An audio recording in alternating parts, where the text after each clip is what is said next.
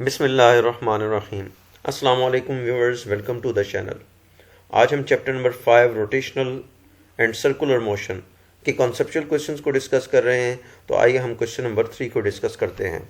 Question number 3, is it possible for a person to distinguish between a raw egg and a hard boiled egg by spinning on a table, explain.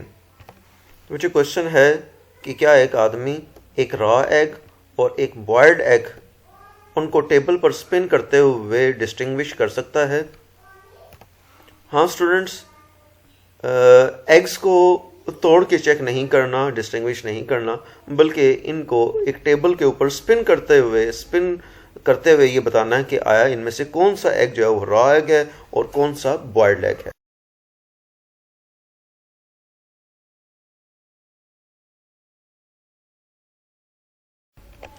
तो answer है कि yes, raw egg और boiled egg को table के ऊपर spin करते हुए distinguish किया जा सकता है। उनकी स्पिन देखते हुए कि कौन तेज़ी से स्पिन कर रहा होगा, कौन इजीली स्पिन नहीं करता, इससे हम बता सकते हैं कि एग रॉ है या बॉइल्ड एग है। स्टूडेंट्स, आप जानते हैं कि जब एक एग को बॉयल किया जाए तो वो अंदर से हार्ड हो जाता है और एक रिजिड बॉडी की तरह बिहेव करता है। जबकि एक रॉ एग, क्योंकि इसके अंदर वाइट मौजूद है, लिक्विड मौजूद है, अगर उसे स्पिन किया जाए तो वो वाइट, इसके अंदर जो वाइट है या जो भी लिक्विड है वो अब सेंटर पे नहीं रहेगा, बल्कि इसके शेल के किनारों की तरफ, इनर शेल की तरफ जाके प्रेस होगा, जैसा कि आप फिगर में देख भी रहे हैं। स्पिन करने की वजह से इसके अंदर जो भी लिक्विड है उसके ऊपर सेंट्रीफ्यूगल फोर्स एक्ट करेगी और सेंट्रीफ्यूगल फोर्स के एक्ट करने की वजह से सारे का सारा लिक्विड जो इसका है वो इसके शेल के सरफेस के साथ, इनर सरफेस के साथ जाके प्रेस होगा। तो अगर इन दोनों को स्पिन किया जाए, स्पिन करने पर दोनों के मोमेंट ऑफ इनर्शिया में डिफरेंस आएगा। जो बॉइल्ड एग है उसका मोमेंट ऑफ इनर्शिया कम होगा, जबकि जो रॉ एग है उसका moment of inertia spin motion की वजह से इंक्रीज हो जाता है। स्पिन मोशन की वजह से इंक्रीज क्यों हुआ? क्योंकि इसके अंदर जो लिक्विड था वो इसके सेंटर से दूर चला गया। मैस अपने एक्सिस ऑफ रोटेशन से जितना दूर होगा उतना ही उसका मोमेंट ऑफ इनर्शिया ज़्यादा होगा। और आप जानते हैं कि अगर मोमेंट ऑफ इनर्शिया ज़्यादा हो तो उसकी एंगुलर वेलोसिटी कम होगी, उसमें कम एंगुलर एक्सेलरेशन पैदा होगा।